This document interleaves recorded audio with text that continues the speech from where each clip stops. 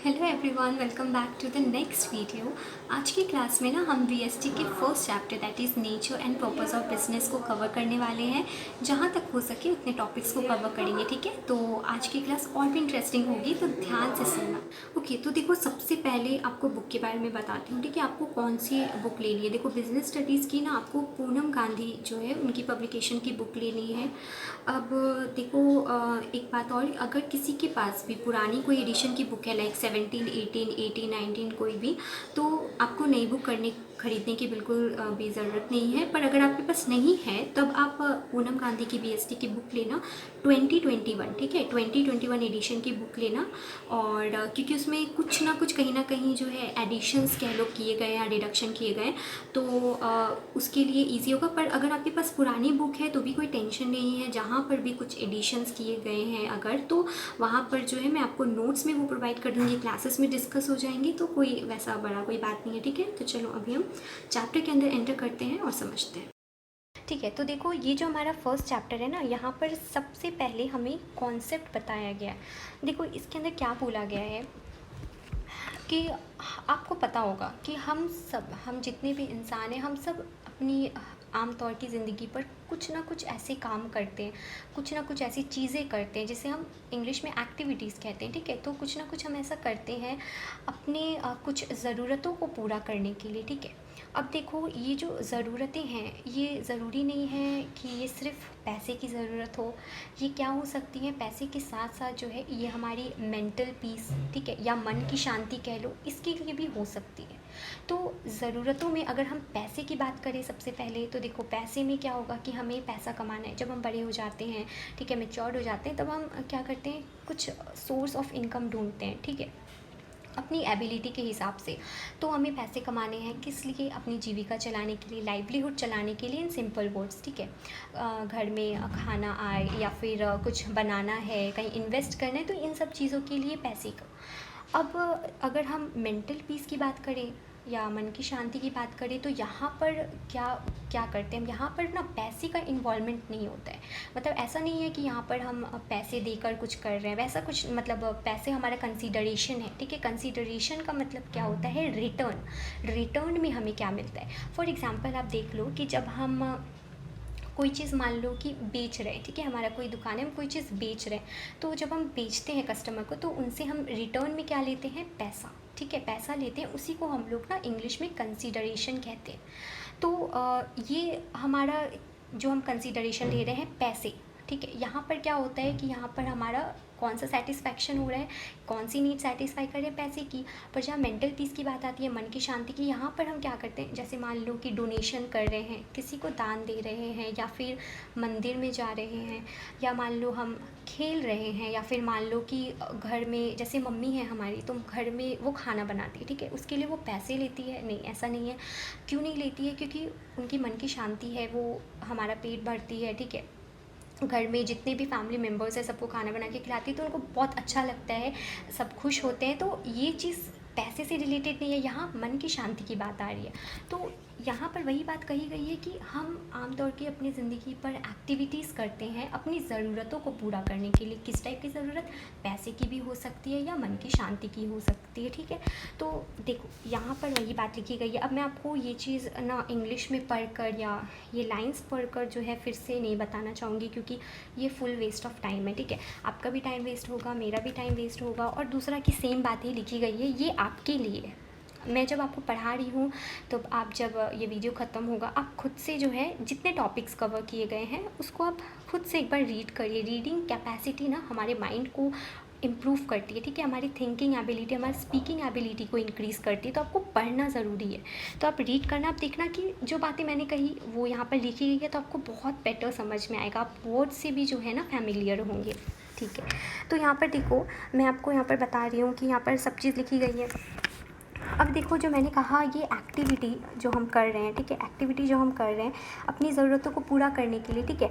अब ये जो एक्टिविटी करते हैं ना, इसे हम लोग क्या कहते हैं, इसे हम लोग ह्यूमन एक्टिविटी कहते हैं, ठीक, ह्यूमन एक्टिविटी कहते हैं। इसका सिंपल सा डेफिनेशन क्या बन सकता है, activities which human being undertake, activities जो इंसान करते हैं किस चीज़ के लिए, टू सेटिस्फाई देयर नीड्स, अपनी ज़रूरतों को पूरा करने के लिए, उसे हम लोग क्या कहते हैं, ह्यूमन एक्टिविटीज़ कहते हैं, ठीक है, उसे हम लोग ह्यूमन एक्टिविटीज़ कहते हैं।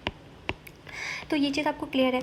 अब देखो यहाँ पर एग्जांपल्स दिए गए हैं कि या तो हो सकता है हम ऑफिस में काम कर रहे हैं, तो ये किस चीज़ की ज़रूरत पूरा कर रहा है, पैसे की, ठीक है।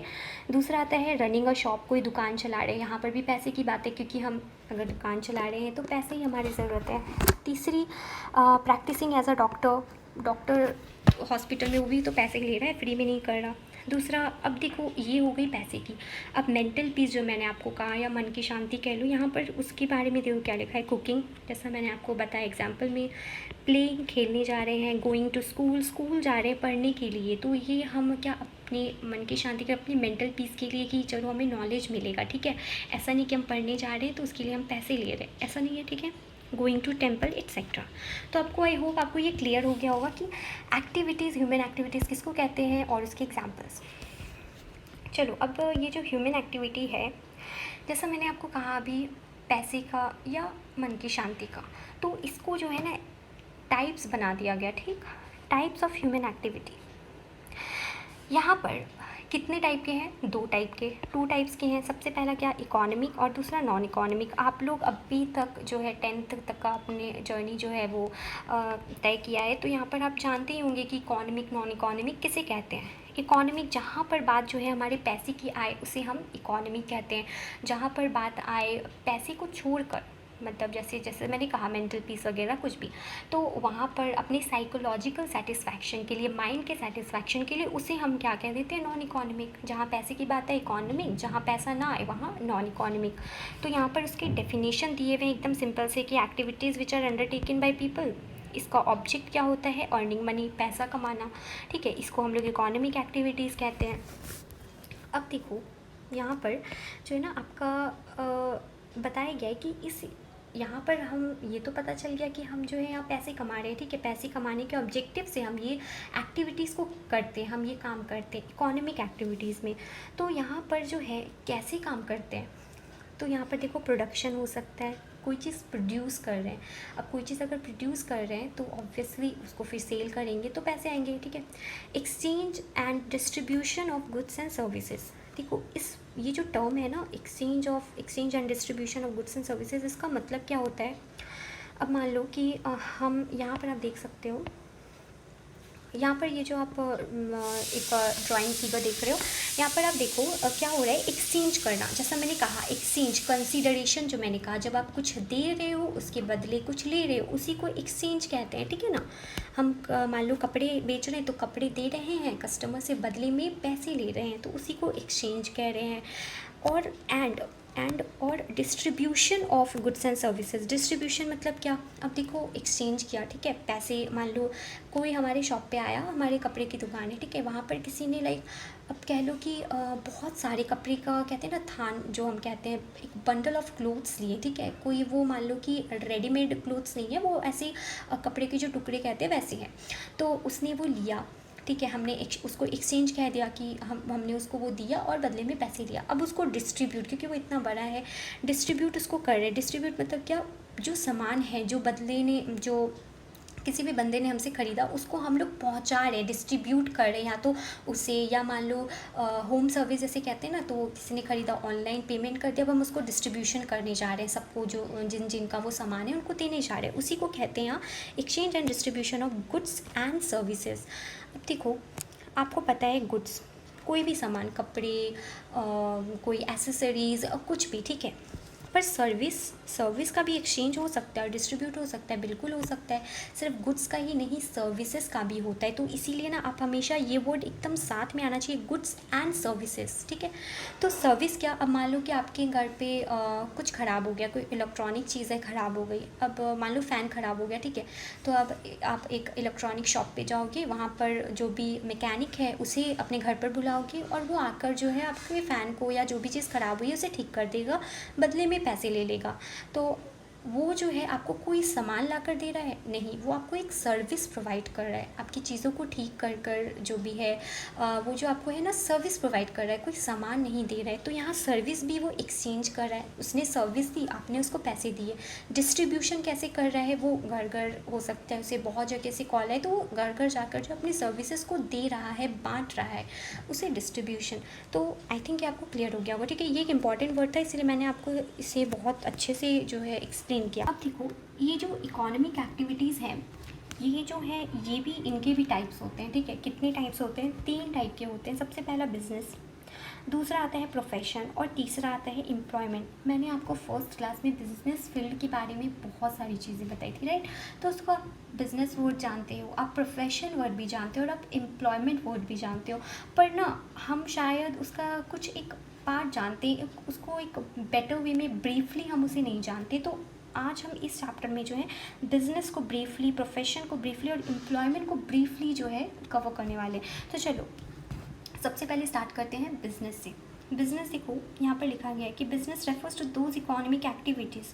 अब देखो ये किसका टाइप है? इकोनॉमिक एक्टिविटीज़ का टाइप है। तो ऑब्वियसली जब आप एग्ज़ाम में जब आप प्रेजेंट करोगे ना आंसर को, तो हमेशा बिज़नेस किसका टाइप है?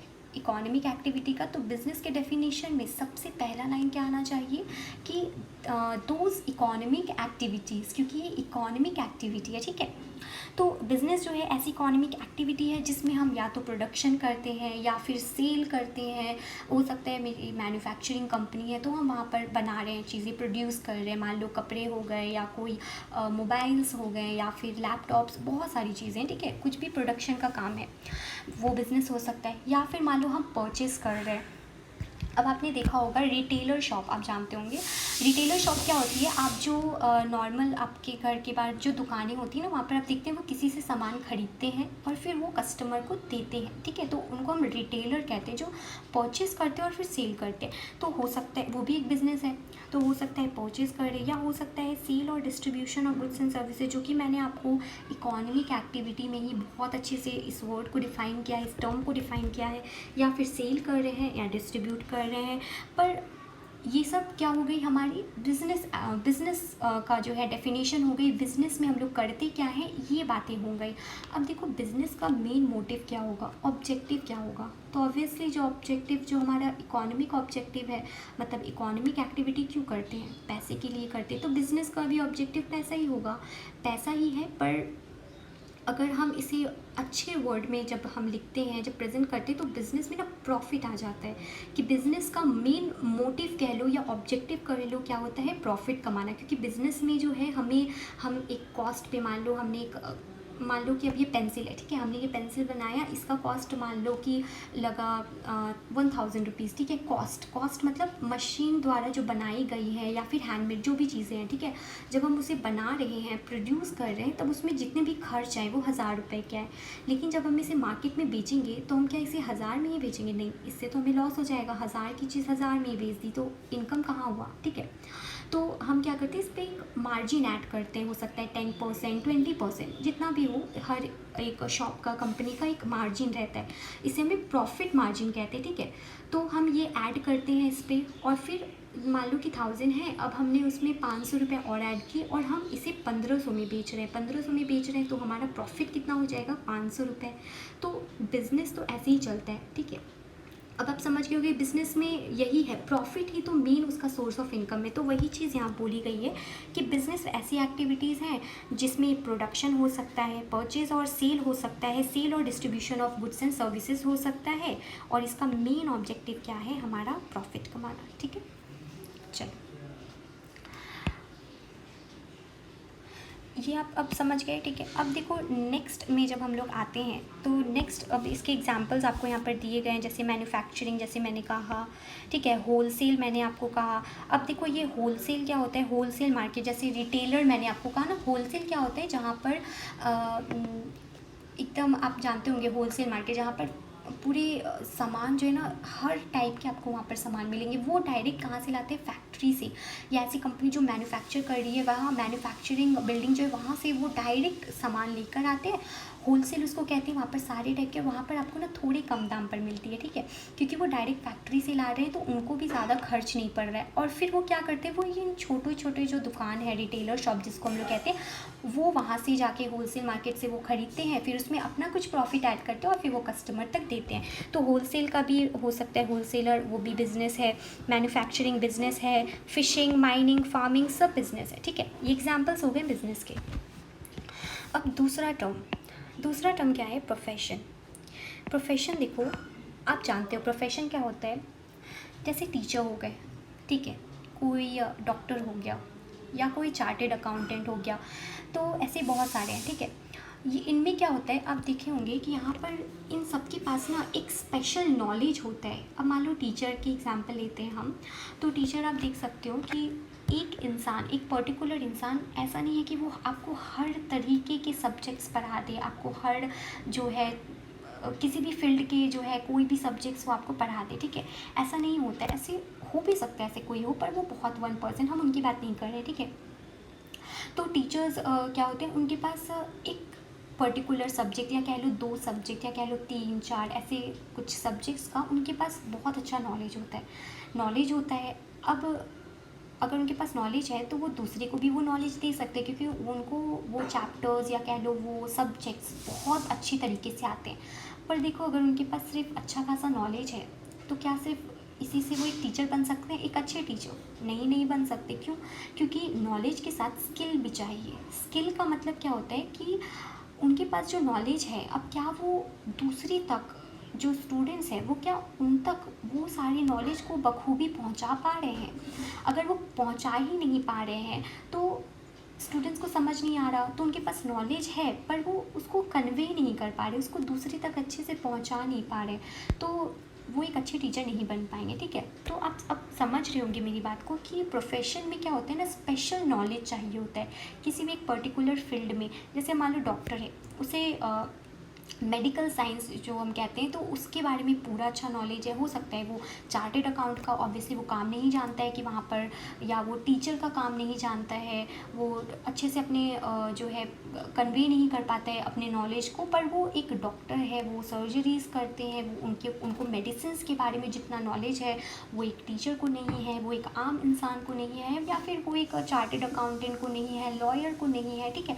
तो उनके पास वो एक स्पेशल नॉलेज है, एक स्पेशल फील्ड से रिलेटेड उनके पास नॉलेज है और साथ में स्किल है। अब यहाँ पर स्किल क्या हो गया कि वो उस मेडिकल जो उनके पास है, अब वो जब सर्जरीज कर रहे हैं तो उनके पास स्किल है, वो अपनी जो नॉलेज है, जो उन्होंने जो सीखा उस चीज़ को अप्लाई कर पा रहे कि नहीं, यहाँ पर जो है ऐसा अगर इनको ये बीमारी है तो इनको ये मेडिसिन देनी है, ठीक है।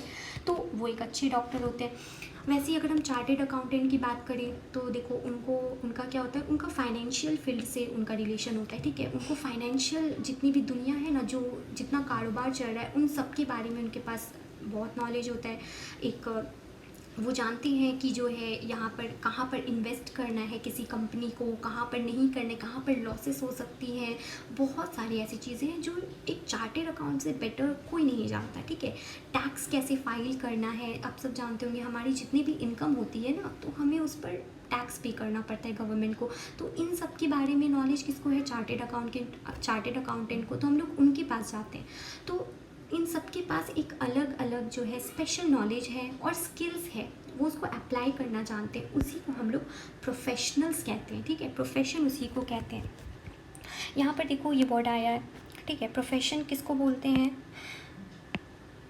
प्रोफेशन भी एक ऐसी इकोनॉमिक एक्टिविटी है जिसमें हम लोग को स्पेशल नॉलेज चाहिए और साथ ही साथ स्किल चाहिए, ठीक है। अगर एक भी चीज़ मिसिंग है तो शायद वो एक अच्छा प्रोफेशन नहीं कहलाएगा।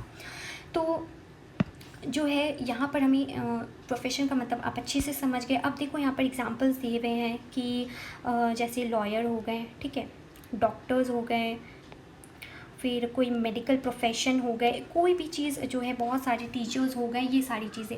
अब एक बात और है प्रोफेशन में आपने समझ गया कि स्पेशल नॉलेज चाहिए, स्किल चाहिए, पर हर एक जो प्रोफेशन होता है ना वो एक हम यहाँ पर आप देख सकते हो गाइडलाइंस होते हैं, वो सब्जेक्ट टू गाइडलाइंस और कोड्स ऑफ कंडक्ट होते हैं। मतलब उन्हें कोई ना कोई जो है, आप कह सकते हैं कि नोट कर रहा है, उन्हें कोई ना कोई जो है रन कर रहा है, उन पर उनके ऊपर रूल्स लागू कर रहा है, रेगुलेशन, ताकि वो उस चीज़ का गलत यूज़ ना कर ले। फॉर एग्ज़ाम्पल, जैसे अब जो डॉक्टर है, यहाँ पर आप देख सकते हैं, doctors are professions who are in the medical profession, और ये किसके द्वारा गवर्नड होते हैं? Medical council of India. जब आप डॉक्टर की पढ़ाई करोगे तो एक मेडिकल काउंसिल ऑफ इंडिया जो है, आप जो भी सब्जेक्ट पढ़ोगे उसमें इसका जिक्र होगा। क्यों? क्योंकि यही है जो गाइडलाइंस प्रोवाइड करता है। गाइडलाइंस मतलब क्या? आपको एक सीमा कि आपको देखो, अगर ऐसा है तो आपको ये काम करना है। मतलब आप जो है, कहते हैं ना कि अगर रूल्स ही नहीं है तो आपको डर नहीं रहेगा, आप किसी चीज़ का गलत भी इस्तेमाल कर सकते हैं या बहुत ज़्यादा यूज़ कर सकते हैं, या कह सकते हैं ना नुकसान पहुंचा सकते हैं किसी को। तो कोई ना कोई तो चाहिए ना जो आपको गवर्न करे कि देखो ऐसा नहीं करना है, ठीक है, या सिर्फ इतना करना है, या फिर आपको ये रूल्स फॉलो करने हैं जब आप एक डॉक्टर की पढ़ाई कर रहे हो या जब आप अप्लाई कर रहे हो। तो कौन गवर्न करता है? Medical council of India. वैसे ही लॉयर जो है उनको कौन गवर्न करता है? बार काउंसिल ऑफ इंडिया, ठीक है। उनके सब्जेक्ट्स कह लो, एग्ज़ाम्स भी बहुत टाइम ऐसे कंडक्ट। अब जैसे मैं सीए की पढ़ाई कर रही हूँ, ठीक है, तो हमारे सीए में जो है ना ICAI जो है हमारा इंस्टीट्यूट है। अब यही हमारे सारे, इसी को हम भगवान मानते हैं, ठीक है। क्यों? क्योंकि यही हमारे सारे सीए के जितने एग्ज़ाम्स हैं उनको कंडक्ट कराते, यही जो है सारे कह सकते हैं लॉ को जो है ये करते हैं, हमें जो है रूल्स बताते हैं, गाइडलाइंस बताते हैं कि आपको इसके अंदर ही काम करना है, एक सीमा ये हमें देते हैं।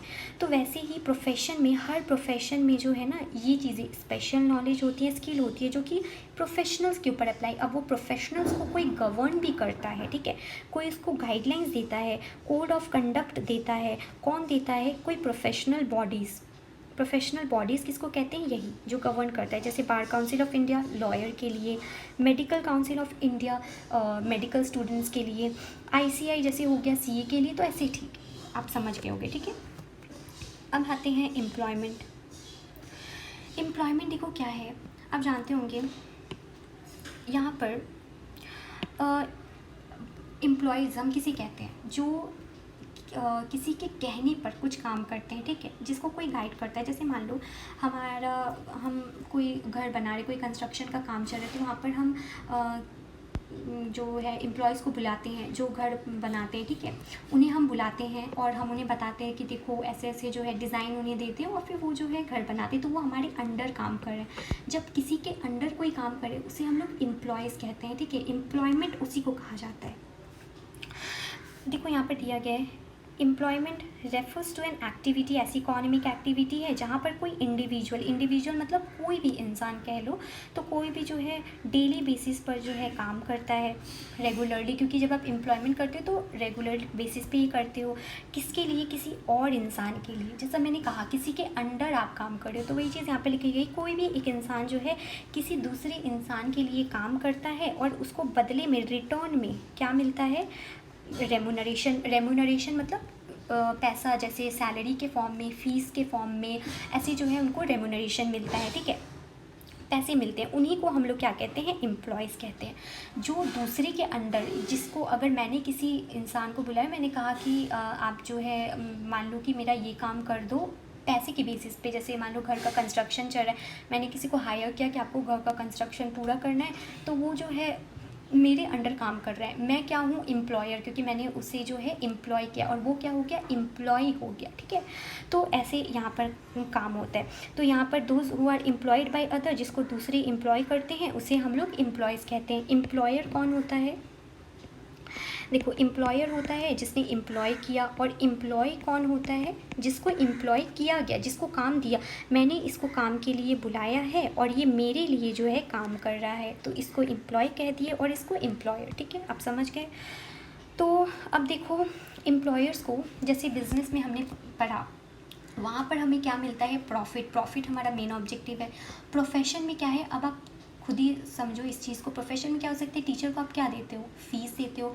डॉक्टर को भी आप क्या देते हो, फीस देते हो। आपने कभी ऐसा कहा है कि डॉक्टर को हम जो है ना सैलरी दे रहे हैं, ऐसा कुछ सुना है? नहीं, डॉक्टर को फीस दे रहे हैं, लॉयर को फीस दे रहे हैं। जितने भी प्रोफेशनल्स हैं ना, उनको हम जब भी पैसे देते हैं उसे हम लोग फीस कहते हैं, ठीक है। वैसे ही एम्प्लॉयमेंट में जब हम पैसे देते हैं उसे हम लोग क्या कहते हैं, सैलरी या वेजेस। अब मान लो कि कहीं पर हम जॉब कर रहे हैं तो ऑब्वियसली वो कंपनी जिसकी है उसके अंडर हम काम कर रहे हैं, तो हम उसके एम्प्लॉय हुए, ठीक है। तो वो हमें बदले में क्या देता है, सैलरी। आपने आमतौर की भाषा में सुना होगा। वेजेस किसको देते हैं, वेजेस उसमें बोलते हैं जब हम मान लो कि कुछ एक पीरियड के लिए, मान लो कि 1 साल 2 साल के लिए हमने किसी को हायर किया। मान लो घर का कंस्ट्रक्शन चल रहा है, 6 महीने 7 महीने के लिए वो हमने हायर कर लिया उन आदमी को, तो हम उन्हें वेजेस देते हैं। वेजेस क्या होते हैं ना, हो सकता है ये डेली देते हो, आप बहुत बार देखते होंगे कि हम डेली पैसे देते हैं, ठीक है। या फिर हो सकता है कि मंथली भी दे सकते हैं, तो ऐसे उनको वेजेस कहते हैं, ठीक। जो एक कुछ शॉर्ट टर्म के लिए होते हैं। और सैलरी जब हम एक कह सकते हैं कि हमारे पास भी एक नॉलेज है और हम किसी के अंडर, कोई बड़े बिजनेस के अंडर जो है हम जॉब कर रहे हैं, तो उस टाइम पे हम सैलरी बोलते हैं। तो आई होप आपको ये सब क्लियर हो गया होगा। अब देखो यहाँ एग्जाम्पल्स दिए गए, वर्किंग इन ऑफिस एम्प्लॉयमेंट है, बैंक के में काम करना एम्प्लॉयमेंट है, इंश्योरेंस कंपनीज़ में काम करना, शॉप में काम करना एज अ मैनेजर, इन सब में जो है एज अ मैनेजर या एज अ क्लर्क या एज अ प्यून या एज अ सेल्समैन जब आप काम कर रहे हो, तो ऑब्वियसली आपके ऊपर भी तो कोई है जो आपसे बड़ा है, आपका हेड है, तो आप उसके अंडर काम कर रहे हो, तो आप एम्प्लॉय हो, ठीक है। तो आई थिंक जितनी भी टाइप्स इकोनॉमिक एक्टिविटीज़ के आपको अब क्लियर हो गए होंगे, ठीक है। अब देखो यहाँ पर ना इन सब का डिफरेंस दिया गया है कि इन तीनों में, बिजनेस, प्रोफेशन एंड एम्प्लॉयमेंट, तीनों में डिफरेंस क्या क्या है। कैसे पता करेंगे कि बिजनेस में तो ये होता है तो प्रोफेशन उससे अलग है, ये चीज़ कैसे पता चलेगी। तो डिफरेंसेस आप खुद से सोचो। पहले तो आप डिफरेंस में ये कह सकते हो, तीनों का डेफिनेशन लिख दो, पहला डिफरेंस हो गया, उसी से बहुत सारी बातें पता चल गई। यहाँ पर ना अब जब आप क्लास 10 तक जब आपने स्टडीज़ की, एग्ज़ाम्स में आपके क्वेश्चंस आए, तो जब भी डिफरेंस पूछा गया तो आपने नॉर्मली आपने जो है हो सकता है कॉलम फॉर्म में बनाया, एक जगह एक बात लिखी, एक जगह दूसरी बात लिखी, दोनों टॉपिक्स लिखे जिनके बीच में आपको डिफ्रेंशिएशन करना है और उनके बारे में लिख दिया। वो 10 तक के लिए ठीक था। अब जब आप आगे की पढ़ाई करोगे तो आपको एक बेसिस लिखना पड़ेगा कि आप किस बेसिस में डिफरेंस कर रहे हो, किसके एक पॉइंट लिखना होगा कि हाँ इस पॉइंट को लेकर आप उस दोनों में डिफरेंस कर रहे हो, ठीक है। तो यहाँ पर अब आपका एक न्यू ये बेसिस ऑफ डिस्टिंक्शन, मतलब डिफरेंस का एक बेसिस जुड़ जाएगा, ठीक है। सबसे पहले देखो कमेंसमेंट। कमेंसमेंट का मतलब क्या होता है, शुरुआत, किसी भी चीज़ की शुरुआत, स्टार्ट जो हम लोग कहते हैं उसको जो है ऐसे बिजनेस लैंग्वेज में हम लोग कमेंसमेंट कहते हैं। तो शुरुआत कब होती है बिज़नेस की, तो बिज़नेस की शुरुआत तब होती है, आप सिंपल वे में कह सकते हो, जब हम जो है उसमें पैसा लगा देते हैं। पैसा लगाना मतलब कैपिटल, जब हम बिज़नेस में इन्वेस्टमेंट करते हैं, कैपिटल इन्वेस्टमेंट, और हमने पूरी प्लानिंग वगैरह कर ली है, अब हम उसे स्टार्ट करने के लिए तैयार हैं, तो वो हमारा हो गया बिज़नेस का कमेंसमेंट।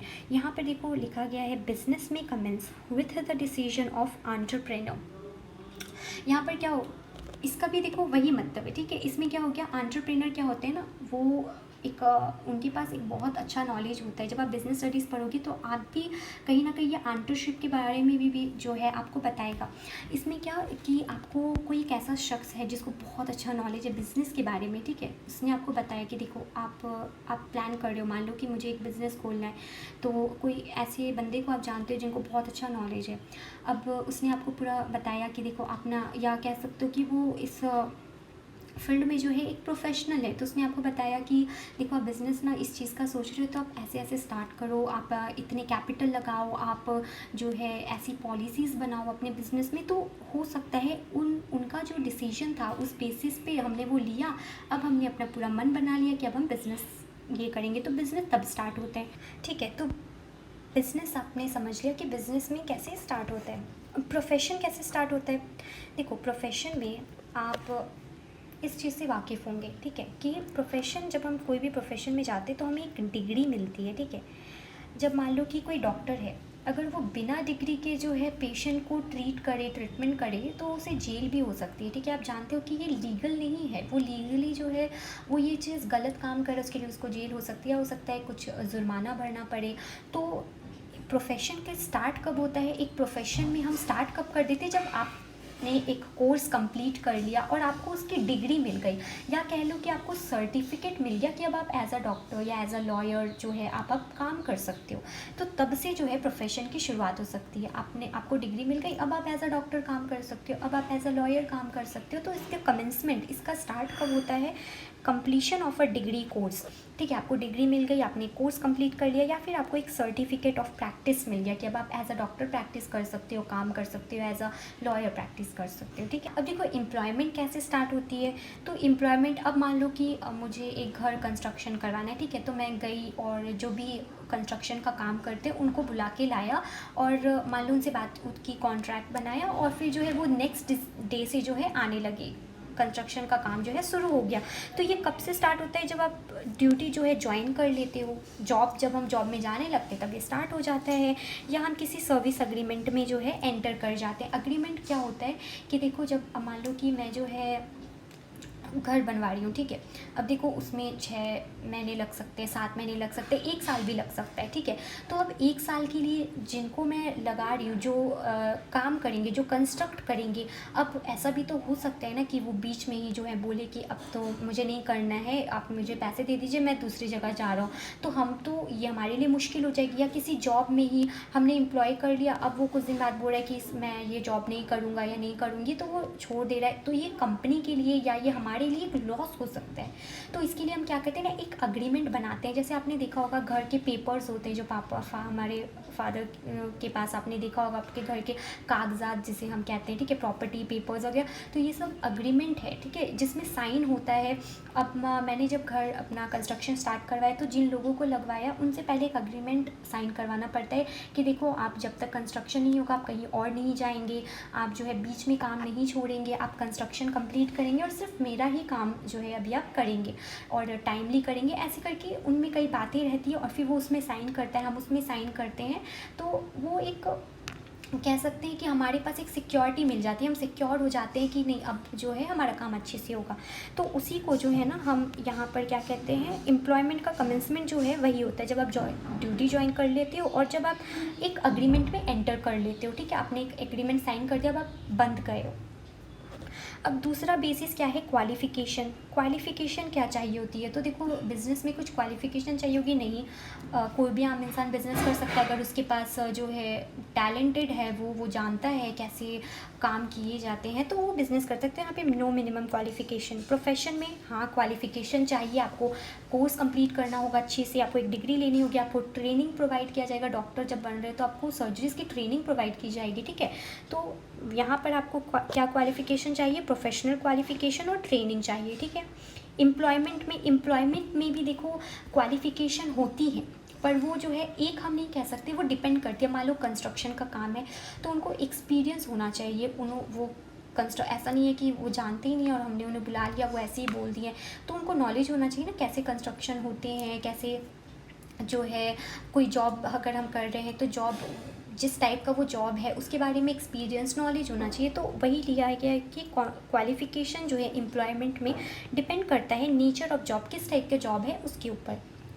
तीसरी बात आती है इन्वेस्टमेंट। जैसा मैंने आपको कहा था कि बिज़नेस में जो है शुरुआत ऐसे भी हो सकता है कि हमने कैपिटल इन्वेस्ट कर दिया। इन्वेस्ट मतलब क्या होता है कि पैसा लगा रहे हैं। ठीक है, तो बिज़नेस में जब लगाते हैं तो उसे हम कैपिटल कहते हैं, बिज़नेस में जो पैसा लगता है। तो बिज़नेस के लिए क्या होगा? कैपिटल।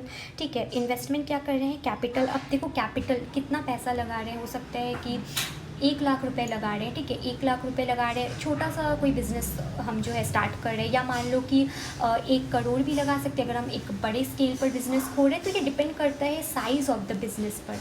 प्रोफेशन में अब मान लो कि जो है एक टीचर है, ठीक है, अब उसको क्या बहुत ज़्यादा पैसे लगाने की ज़रूरत है?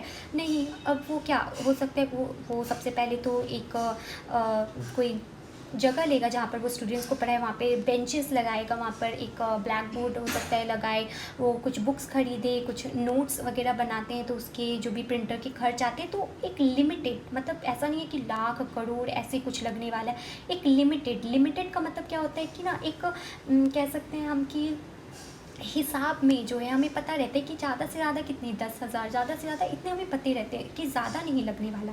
तो यहाँ पर एक लिमिटेड कैपिटल इन्वेस्टमेंट रहता है। डॉक्टर में हो सकता है वो एक जो है हॉस्पिटल बनाए खुद से, तो उसके पता है कि यहाँ पर इतना मुझे पैसे लगने वाले, जितने भी इक्विपमेंट्स आएंगे सर्जरीज वगैरह के वो सब लगने वाले हैं, तो लिमिटेड, ठीक है। ऐसा नहीं है कि बहुत ज़्यादा इसके बाद भी और भी कुछ लग सकता है, बहुत ज़्यादा हमें कुछ पता ही नहीं है कितना लगने वाला है, तो यहाँ पर हमें पता होता है।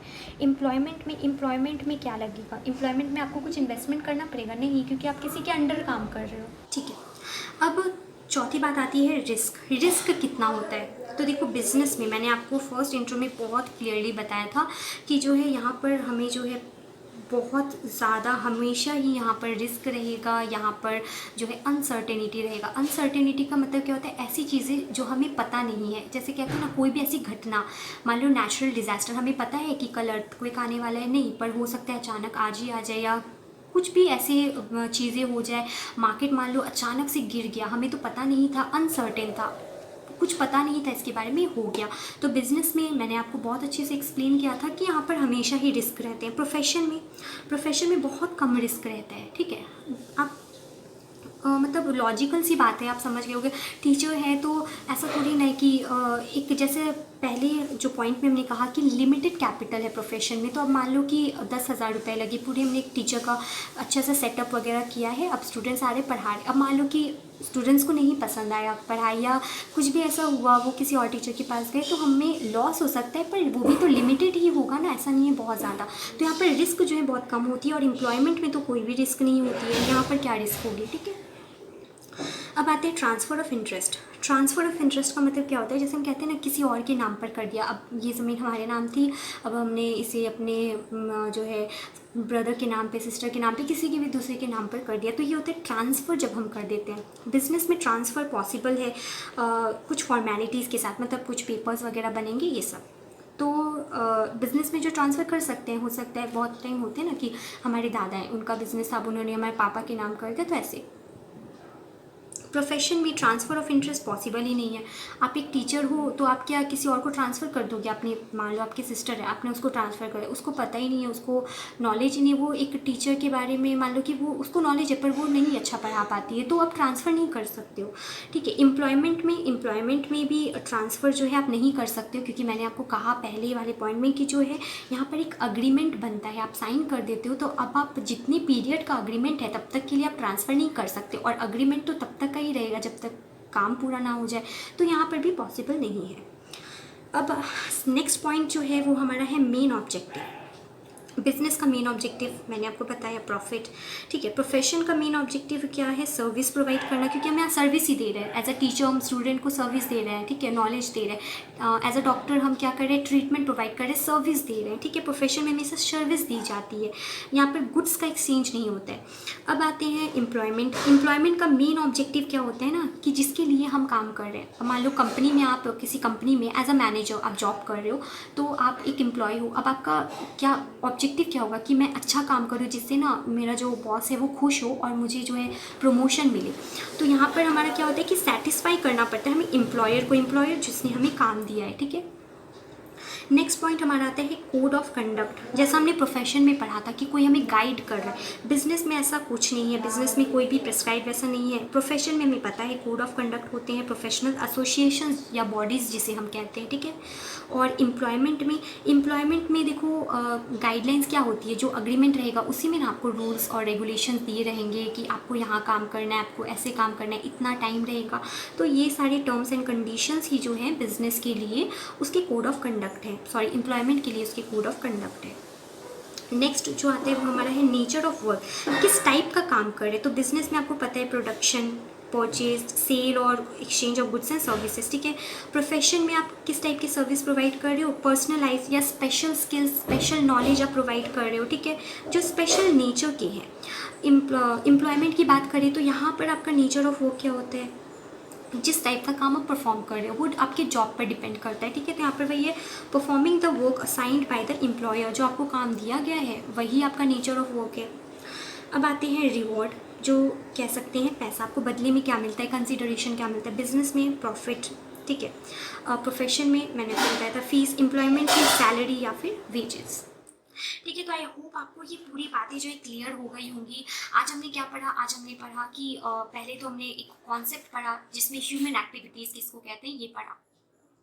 उसके बाद हमने पढ़ा कि ह्यूमन एक्टिविटीज़ कितने टाइप के होते हैं। तो कितने टाइप के होते हैं? 2 टाइप के होते हैं, इकोनॉमिक और नॉन इकोनॉमिक। इकोनॉमिक एक्टिविटीज़ क्या होती हैं? तो इकोनॉमिक एक्टिविटीज़ को पूरा पढ़ा है कि इकोनॉमिक एक्टिविटीज़ जहाँ पर हमारा मेन ऑब्जेक्टिव क्या होता है? पैसा कमाना, अर्निंग मनी। ठीक है, इसके भी कितने सारे टाइप्स हैं? तो इसके 3 टाइप है, प्रोफेशन, बिजनेस, एम्प्लॉयमेंट। तीनों के बारे में पढ़ा, तीनों होते क्या हैं और तीनों के बीच में डिफरेंस पढ़ा। तो इन सबको लेकर आपको आई होप कि सब चीज़ अच्छे से क्लियर हो गया होगा, समझ में आ गया होगा। नेक्स्ट क्लास में हम पहले इन सब बातों को रिवाइज करेंगे, समराइज वे में जो है इसको रिवाइज करेंगे और फिर हम नेक्स्ट टॉपिक के ऊपर करेंगे। तो तब तक के लिए आप प्लीज़ जो क्लास खत्म होने के बाद एक बार खुद से सेल्फ रीडिंग कर लें, आपको सारी बातें पूरी दिमाग में इससे बैठ जाएंगी। और हम मिलते हैं नेक्स्ट वीडियो में, तब तक के लिए बाय एंड टेक केयर।